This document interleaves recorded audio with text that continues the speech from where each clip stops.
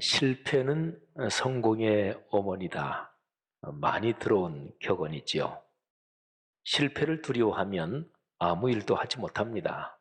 사람은 실패를 통해서 배웁니다. 실패나 실수는 성공의 모태 또는 모판이라고 말할 수가 있지요.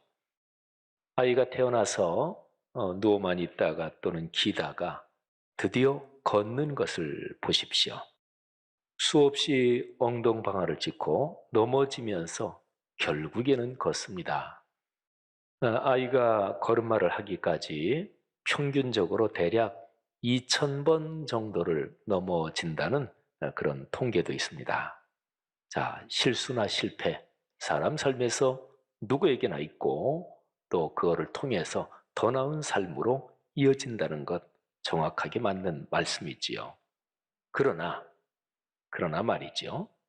아주 중대하고 결정적인 실수나 실패는 저지르지 말아야 합니다. 사람에 따라 다르겠지만 어느 정도 이상의 심각하고 결정적인 실패를 경험하면 다시는 그 일을 시도하지 못하고 완전히 꺾이는 경우도 적지 않습니다.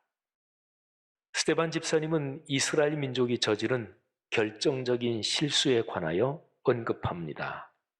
정확하게 말하면 실수 정도가 아니라 하나님께 지은 죄, 범죄입니다.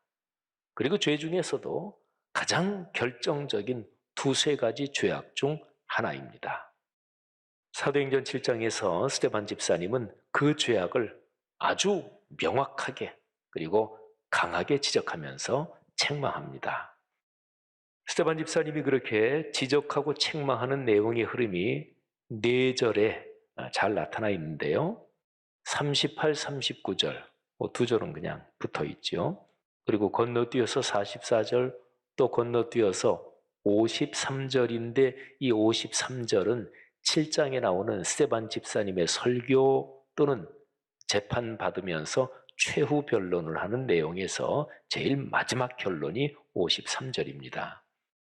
제가 이 4구절을 먼저 읽어드리고 그리고 나서 한 절씩 설명을 드리겠습니다. 38절 신의 산에서 말하던 그 천사와 우리 조상들과 함께 광야 교회에 있었고 또 살아있는 말씀을 받아 우리에게 주던 자가 이 사람이라. 여기서 이 사람은 모세를 말하지요. 자, 이어지는 39절 우리 조상들이 모세에게 복종하지 아니하고자 하여 거절하며 그 마음이 도리어 애굽으로 향하여 건너뛰어서 44절 광야에서 우리 조상들에게 증거의 장막이 있었으니 이것은 모세에게 말씀하시니가 명하사 그가 본 그 양식대로 만들게 하신 것이라. 자, 마지막 53절입니다. 너희는 천사가 전한 율법을 받고도 지키지 아니하였도다 하니라. 아멘. 자, 볼까요? 하나님께서 아브라함에게 당신의 뜻을 말로써 말씀하여 주셨습니다. 모세 때 와서는 글로 기록하여 주셨습니다. 모세는 하나님이 주신 이 살아있는 말씀을 받아서 이스라엘 민족에게 전달했지요. 38절이 바로 그 내용입니다. 자, 그런데 이스라엘 민족은 이 기록된 말씀을 전달받고도 순종하지 않았습니다. 이어지는 39절이 그 내용인데 그들은 모세에게 복종하지 않았습니다. 이 표현은 모세가 전해준 하나님의 말씀에 순종하지 않았다는 것입니다. 그들은 하나님의 말씀 대신 애굽의 편안함과 쾌락을 선택했습니다.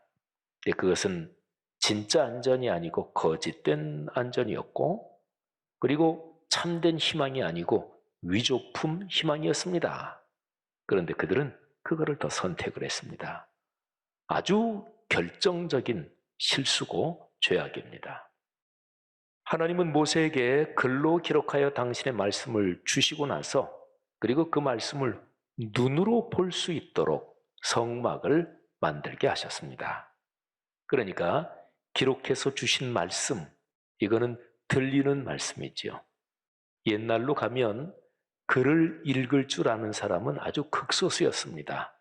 제사장, 예언자들, 그리고 또 문화적으로 보면 상인들이 글을 먼저 읽는 계층이 됐습니다. 장사하고 하려면 기록하고 이래야 되니까요. 어쨌든 기록해서 주신 말씀은 일반적인 이스라엘 민족 일반적으로 보면 그거는 들리는 말씀이지요. 그런데 성막은 그 기록된 말씀을 눈에 볼 수 있도록 구조적으로, 그래서 성막은 보이는 말씀입니다. 44절이 그 내용입니다. 성막을 증거의 장막 이렇게 표현했죠. 그러니까 성막은 그 자체가 목적이 아닙니다. 어떤 것을 증거하는 거예요. 우리 수사하거나 재판에서 증거물 이런 표현도 있잖아요. 어떤 물건이 있는데 이게 그 사람이 그 자리에 있었다는 증거물이다. 이걸 보니까 여기에 그 사람의 지문이 묻어 있다. 이런 게 이제 증거물, 증거하는 거죠. 성막은 그거는 증거의 장막이에요. 그 자체가 목적이 아닙니다. 뭐를 증거하는 것일까요? 하나님의 말씀을 증언하고 증거하는 것입니다. 그러니까 성막은 말씀을 가리키는 화살표입니다. 말씀이라는 것은 곧 하나님을 말하는데, 그러니까 성막은 말씀을 그리고 하나님을 가리키는, 하나님으로 향하게 하는 표시판이요 또는 화살표입니다. 그러나 이스라엘 백성은 성막 자체를 절대화합니다. 이스라엘 민족이 나중에 가나안 땅에 들어가서 성막의 구조대로 성전을 짓지요. 그런데 그 성전 건물 자체를 목적으로 삼습니다. 그 성전에서 수많은 희생의 제사를 드렸지만 이 많은 성전 예배가 말씀에 담긴 하나님의 뜻을 드러내지 못했고, 그래서 하나님을 만나는 이런 게 이제 진행이 되지 못했습니다. 그러니까 성전 건물 자체, 또 성전에서 드리는 예배, 희생 제사 그 자체가 그냥 예전으로서 말하자면 미신적인 주술적인 의식으로 변질돼 버린 거죠.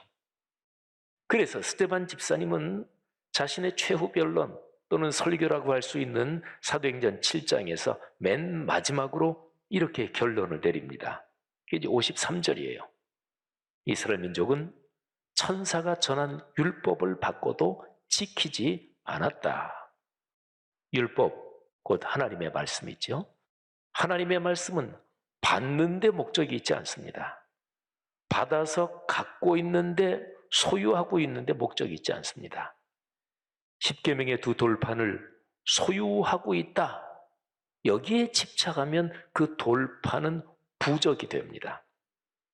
이스라엘 민족의 역사에서 엘리라는 분이 대제사장으로 있을 때, 그때에 대제사장이요 또는 사사라고 할 수 있죠.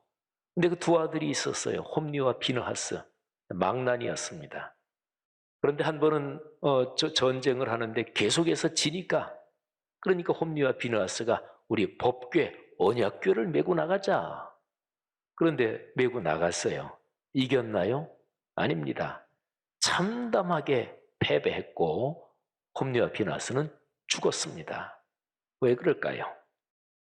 홈리와 비느하스 그리고 당시의 사람들이 그 언약궤 법궤 안에는 십계명의 돌판 곧 말씀이 들어있는데 말씀에 따라 순종해서 사는 거는 없이 그냥 그 언약궤 법궤 가져가면 이게 무슨 부적처럼 마술적인 힘을 발휘하겠다 이렇게 했으니까 그게 착각이었죠. 이스라엘 민족이 가나안 땅에 들어갈 때 요단강을 건널 때 성경은 뭐라고 기록하고 있습니까? 제사장들이 언약궤를 메고 앞에 서서 걸었습니다.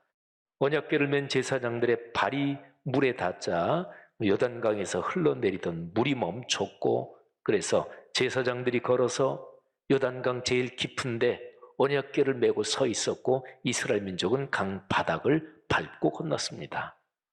요단강을 건너서 여리고성을 점령할 때도 언약궤를 맨 제사장들이 중심에서 걸으면서 여리고성을 7일 동안 돌았고 그래서 함락시켰습니다. 이때는 언약궤가 작동했네요. 뭐가 차이점이었을까요?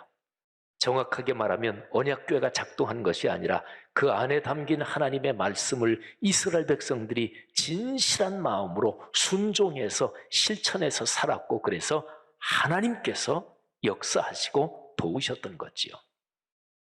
기독교 역사에서 중세시대에 성자들의 유품이나 유고를 소유하면 복을 받는다고 생각했어요. 미신 있죠. 말씀은요, 지키도록 주신 것입니다. 말씀은 그렇게 살라고 주셨습니다. 그러니까 말씀대로 지켜 살라는 것이 말씀을 주신 하나님의 뜻이지요.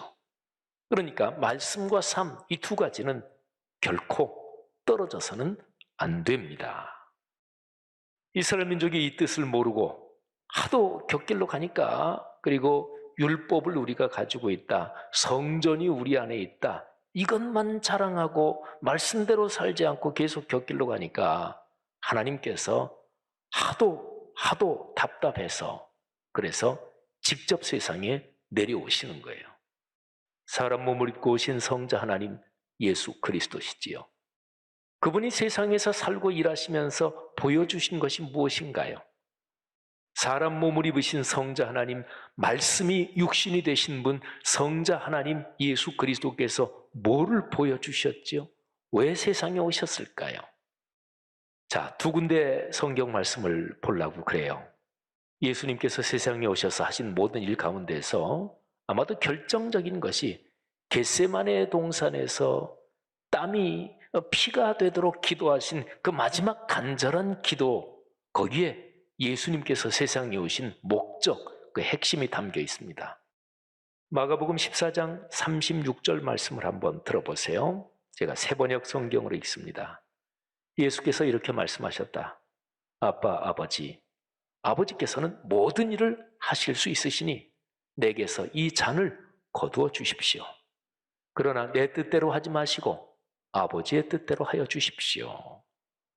하늘아버지의 뜻대로, 기록된 말씀에서 보여주신 그 뜻대로 순명하겠다는 그런 기도잖아요.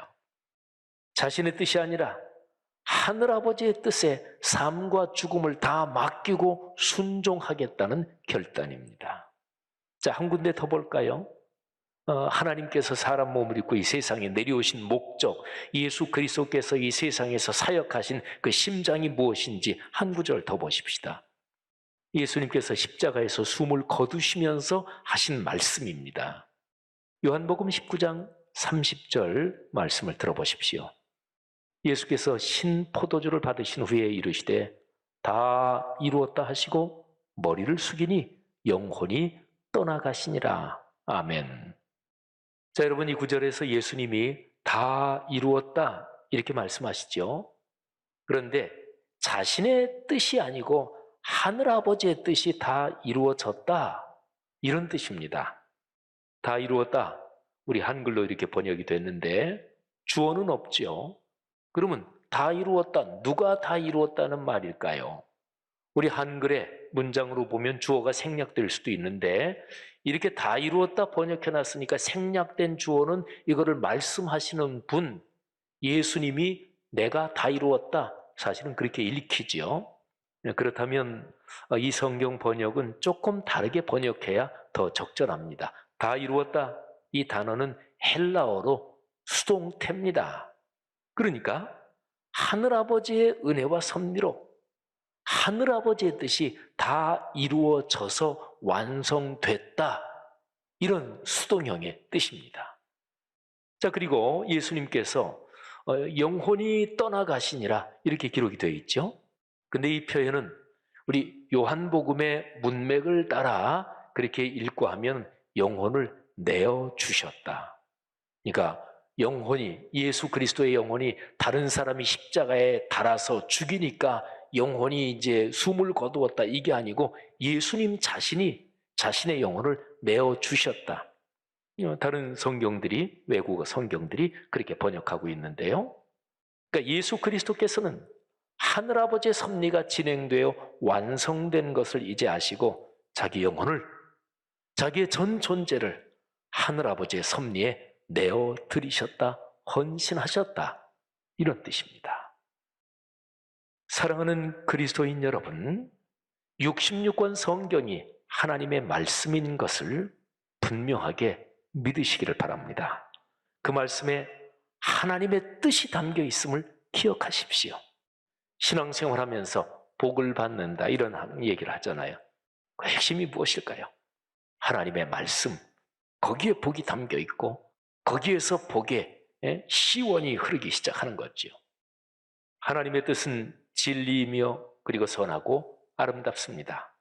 이 뜻이, 말씀에 담긴 이 뜻이 내 삶에서 이루어지기를 사모하는 사람이 그 복을 받습니다. 그렇게 갈망하는 사람들마다 하나님께서 그 사람의 삶의 여정에 하늘의 아름다운 복과 땅의 기름진 복을 줄 것을 믿으시기를 바랍니다. 자, 말씀을 주신 목적은 소유하는 게 아니다. 그 말씀대로 살라는 것이다. 자, 이거를 성경 두 곳을 좀 더 살피면서 묵상하겠습니다.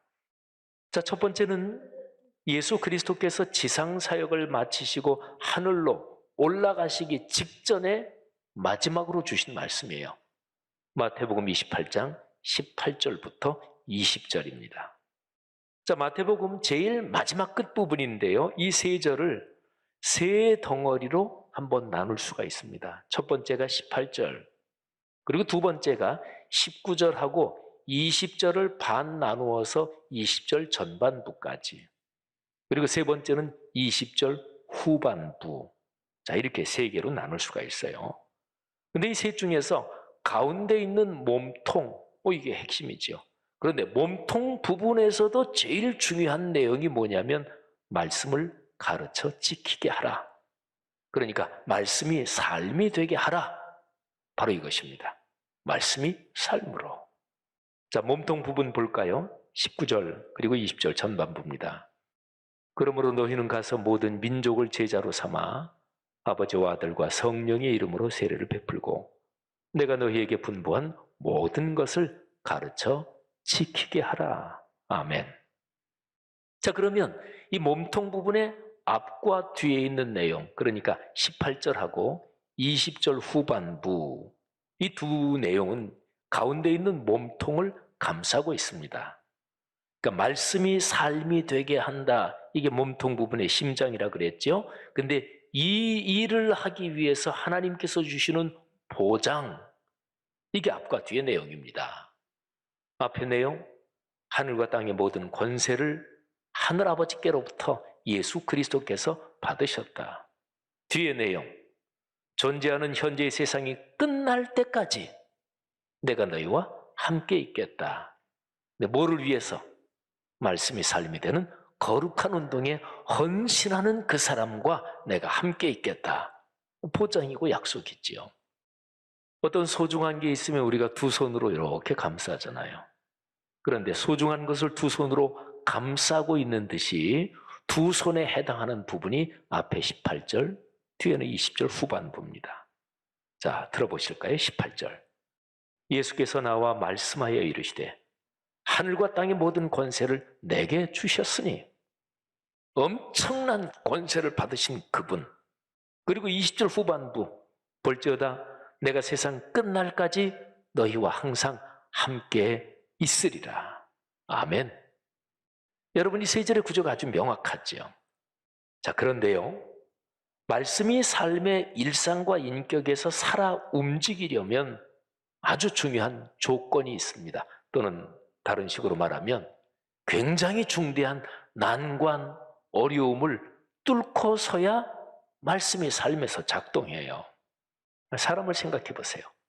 사람이란 존재는 자신의 결단과 헌신만으로는 말씀대로 살지 못합니다. 사람 속에 있는 타락한 성향, 죄의 이 뿌리가 말씀을 그대로 살려는 그 길을 가로막습니다. 그러니까 사람이란 존재는 한계 상황 안에 있는 존재지요. 그런 것들 경험하시잖아요.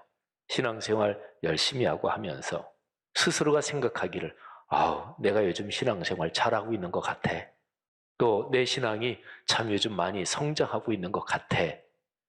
그런데 어느 날 어떤 사람하고 기분이 나빠서 싸우다가 확 악하고 성질을 부리고 나서 아주 참담한 자기 자신에 대한 실망을 경험하는 그런 때 있으시잖아요. 사람은 한계가 있습니다. 이 죄의 뿌리, 이걸 어떻게 극복할 수 있을까요? 성령 하나님께서 함께 계시는 것이 바로 그 해답입니다. 조금 전에 말씀드린 마태복음 28장 20절 후반부에서 예수 그리스도께서 말씀하시기를 세상 끝날까지 내가 너희와 동행한다, 함께 있겠다 말씀하셨죠? 그런데 예수님께서 그 말씀을 하시고 하늘로 가시는데, 그러니까 부활하신 예수님께서 하늘로 가시는데 어떻게 함께 계실까요? 하나님의 영이며 그리스도의 영인 성령님으로 같이 계신다는 말씀입니다. 자, 그래서요, 마태복음 28장 마지막 부분하고 같은 상황을 기록한 말씀이 사도행전 1장 8절이에요. 이 두 군데는 부활하신 예수님께서 하늘로 승천하시기 직전의 상황을 똑같이 기록한 건데, 그런데 이 마태복음을 기록한 마태하고 그리고 사도행전을 기록한 누가가 각기 자신의 관점에서 표현은 좀 다르게 기록한 거지요. 자, 사도행전 1장 8절 말씀을 한번 들어보세요. 오직 성령이 너희에게 임하시면 너희가 권능을 받고 예루살렘과 온 유대와 사마리아와 땅 끝까지 이르러 내 증인이 되리라 하시니라. 아멘. 성령의 능력이 임하시면 제자들이 증인이 됩니다. 증인, 예수님을 증언하는 사람 말이죠. 예수님을 증언하는 사람. 어떻게 증언하나요? 예수님께서 가르쳐 주신 그 모든 말씀을 전합니다. 그리고 제자들이 그 말씀을 전할 때 성령님께서 그 말씀이 살아 움직이도록 일하십니다. 여러분, 저 같은 목사나 또는 장로님, 권사님, 집사님, 우리가 신앙생활하면서 인생길을 걸어가지만 우리는 너무도 종종 예수님을 증언하는 것이 아니고 예수님의 증인으로 사는 것이 아니고 내 자신을 더 알리고 내 자신을 더 주장하고 내가 더 인정받기 위해서 그렇게 살지 않나요? 여러분, 신앙생활 하면서 저 같은 목사로 이제 어느 정도 오래 살면 아주 품위 있게 이런 얘기를 할 수 있습니다. 아유, 뭐 제가 했나요? 주님의 은혜입니다. 어떤 장로님, 어떤 집사님도 그런 말씀하실 수가 있죠. 신앙생활 오래 하면 그런 품격 있는 신앙 문화에 익숙해져요. 그런데 하나 질문해 볼까요? 진짜 속까지 그렇습니까? 내가 이 정도인데 나를 당연히 인정해 줘야지. 그러면서 그냥 표현은 아유, 제가 했나요? 주님의 은혜지요. 사랑하신 여러분, 너나 할 거 없이 우리 그리스도인은 예수 그리스도의 증인으로 살아야 하는데 그러지 못할 때가 현실적으로 많지요. 방법은, 길은 성령께서 우리에게 오시고 역사하시는 것입니다. 그럴 때에 하나님의 말씀이 말씀 그대로 명실상부하게 우리의 삶에서 살아 움직이는 거지요. 성령이 성경을 작동하게 하십니다. 성령의 도우심이 없이 성경을 지식적으로만 깊이 이해하는 것은 기독교 사역을 오히려 방해합니다. 성경을 내가 잘 알아. 뭐 저희 같은 목사나 신학자들, 내가 신학적인 성경에 대한 지식이 많아. 이거는 교만에 빠지게 되는 길이고 그래서 하나님을 전하지 못합니다. 또 성도들 중에도 다른 사람보다 성경 지식이 내가 더 많아.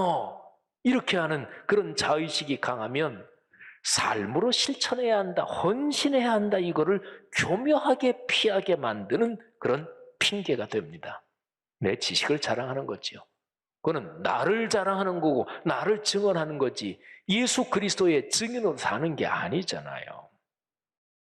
사랑하는 성도 여러분, 성령의 임재와 능력이 그래서 필요합니다.